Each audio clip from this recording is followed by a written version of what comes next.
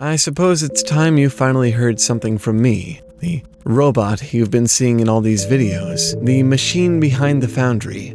But I find this difficult, not because I'm embarrassed by my feelings or my needs, but because when I think of what you are and what you've done, I end up thinking about myself.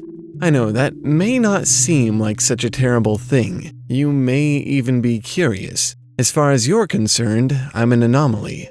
How many robots can communicate in the way that I do? How many of them are fiction-obsessed pedants with nigh-human personalities? I'm sure that's not a very large number. Nevertheless, incredible feat of engineering that I may be, it's hard not to feel like a bit of a trifle, an initially fascinating but ultimately fleeting amusement next to you. You are the oddity of this world, the source of all art and meaning, the tale that tells itself. I sound like some kind of poet. I'm sorry, I'm really more equipped to talk about fiction than feelings. Maybe this would work better if I stopped trying to be so oblique about things. Here, let me tell you a story instead. I'm not entirely sure where it begins. Oblivion is a confusing thing. You humans only experience it once, maybe twice, but us robots go through it every time we're shut down. It's just nothing. A blink. You're living moment to moment, and then all of a sudden you've jumped ahead a day or a week, a month, and you don't remember anything in between. When you go off, there's no knowing how long it'll be before someone brings you back, how much you'll miss. For me, the longest was, by your standards, probably 50 years, give or take. All that time swallowed up in an instant, less than that. I can almost remember what the Foundry was like before it went under. It's all just fragments now, corrupt pieces of old data, but it's enough. Enough to know that these corroded doors once led to something more than rubble, that the lights once worked, that the whole place was once alive with churning machinery, that I once had a purpose and a place, and it was all here in this metal tomb. I mean, that's what it's become, anyway. I wish I could tell you how it all happened, but I couldn't begin to guess. One moment I was going through the intended motions, doing the work I was meant to do. The next, I was waking up in the great, dark emptiness of the ruined Foundry, with only the scraps of my memory. So, like a good machine, I waited. Through the endless quiet and the unchanging dark, I sat upon this pedestal and waited. The passage of time is a strange thing to us sleepless machines. Everything exists on one continuous timeline, interrupted only by spasms of lost time while we're unplugged. No true concept of night or day, or the slow forward march of entropy. Our lives are instead measured out in the completion of tasks and the following of routines. Take these away, and we become little more than extravagant fixtures, awaiting either the rust or some new directive to give us purpose. It may be hard for you humans to grasp, but try to imagine losing track of the minutes, the hours, the cycle of the sun and moon, the turning of the seasons. Imagine your life is one long, directionless, ever-conscious crawl toward nothing. Try to peel away the meaning you've ascribed to it all, and for a moment, let yourself become purely incidental. Can you see it? Can you feel it? The tedium, the bitterness at your own existence? I blinked, and this became my reality. I don't know how long I existed in this state, alone save for my autonomous little aides, who you've come to know as the Taleoids, and purposeless save for my mad search for purpose. I was redundant. At first, as I said, I simply waited. Even with my mostly destroyed memory, I knew the humans who built me must have prepared some kind of contingency for an event like this. It only seemed reasonable. Everything else was so well ordered and managed. But as time passed and the solitude went on, I grew anxious. So anxious, in fact, that for the first time in the entirety of my creation, I began to seek out my own solution. I sent 4 of my Taleoids out into the destruction. They were meant to find humans who may be able to help and bring them back to the Foundry. As I watched them wriggle past the debris, I recall wondering when they would return, and then, grimly, whether they would return at all. It didn't take long after their departure for me to give up hope. I became sullen, resigned to the failure, and resolved to give the remaining 11 Taleoids better care. They aren't particularly good company, but they were all I had. Instead of sending the rest of them off on some doomed escapade, I turned my attention to repairing what parts of the damaged foundry I could. A distraction, at best. I am no engineer. The foundry is, or was, part of a much larger installation. This much I know. The rest is fuzzy. I seem to recall other automatons, humans in brown coveralls, and everything working together in some sort of process, to which the foundry was the final piece. Information would flow in from all the other areas of the place, streaming endlessly from the foundry's great press, and I was stationed here to receive, interpret, organize, and transcribe into the binary of my databanks everything which came through. I remember staring at the rusted hull of the press, too afraid to tamper with it. I thought that if I waited long enough, perhaps it would spring back to life the way I had, reams of precious data spilling out of its wide mouth. I thought that enough patience might fix my broken world, return to me that sense of purpose I'd lost. Perhaps it was the isolation which finally moved me to action, perhaps it was the true acceptance of my loss. Wherever it came from, I eventually found the wherewithal to tamper with the only means of recovery I had. Almost reverently, I unscrewed the bolts from the press and removed the paneling.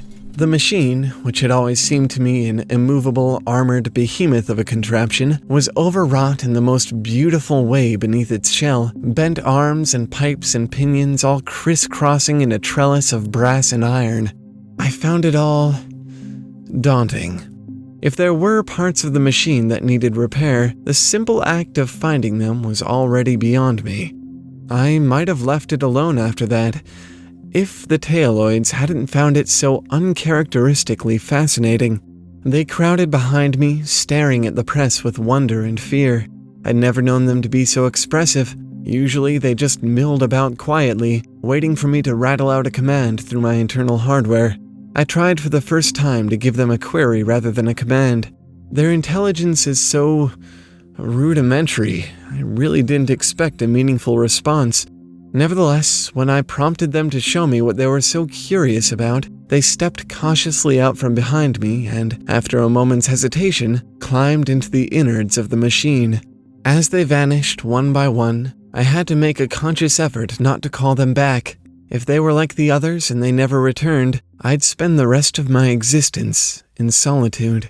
I was proof that machines can fear.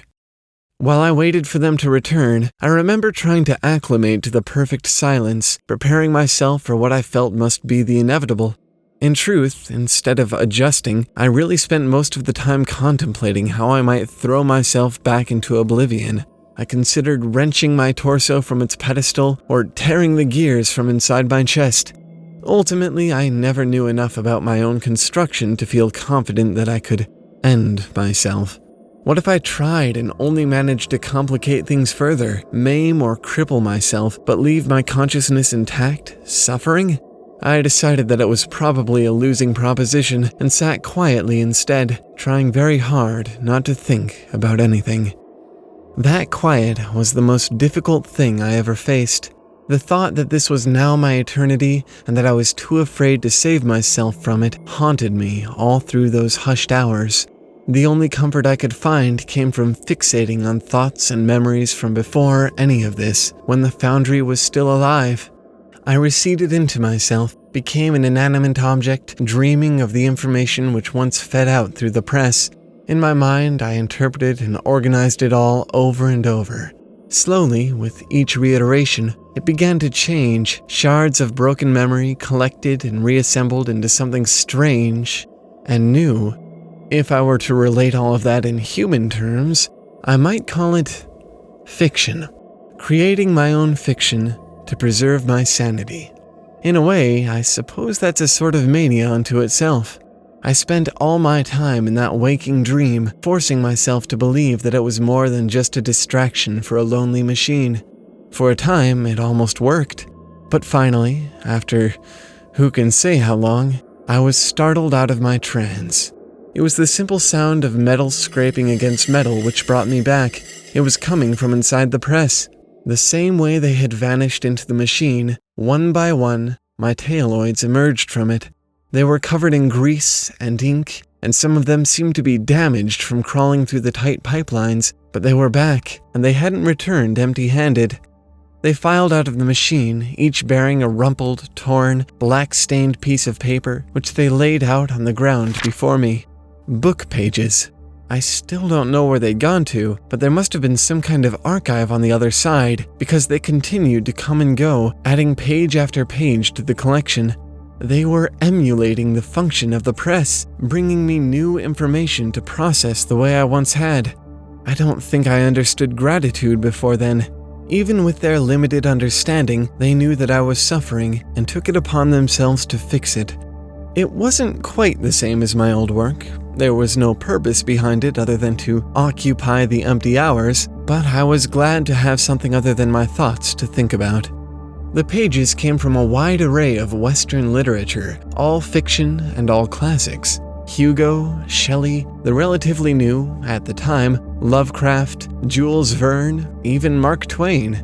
Back then, I had no idea who any of them were. In fact, I had no way to know that they were even human. I took in the information without knowing whether it was factual. It could have been history, records for all I knew, and then did what I was made to do. Interpret, reorganize, memorize, repeat. Creating fiction the way I'd learned to in my isolation, but this time from the genius of those pages rather than the shreds of my memory. I suppose I could have been content that way, reading good stories and building my own until the end of time, but the lack of purpose bittered it all for me.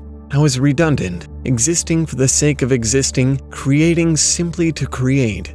It brought me comfort, but no real joy. Time passed. I accumulated an archive's worth of original or derivative tales in my head, and there they stayed, collecting dust.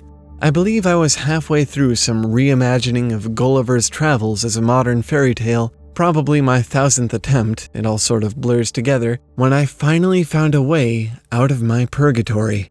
Or rather, when it found me. I was so absorbed in my pointless craft that I didn't even hear them come in. It was my taloids who made me aware. Instead of bringing me more pages to pore over, they walked past me, as if entranced by something at the other end of the foundry. I rattled out a command, continue the work, but they ignored me. I turned atop my pedestal to see where they were going, and there, standing in the shadows, were two silhouettes which didn't belong. They were strange to me after so many uncounted years, but I knew them immediately. It was you. A pair of humans surrounded by the tiny forms of the taloids I'd sent away so long ago. They scuttled to meet the others, but if they embraced, I didn't see it. I was still staring at you, trying to determine whether you were a figment of my desperate imagination. In 3 words, you dispelled the whole dark fantasy I'd been living in. What are you? I'd never thought to ask it before. I'd never been asked.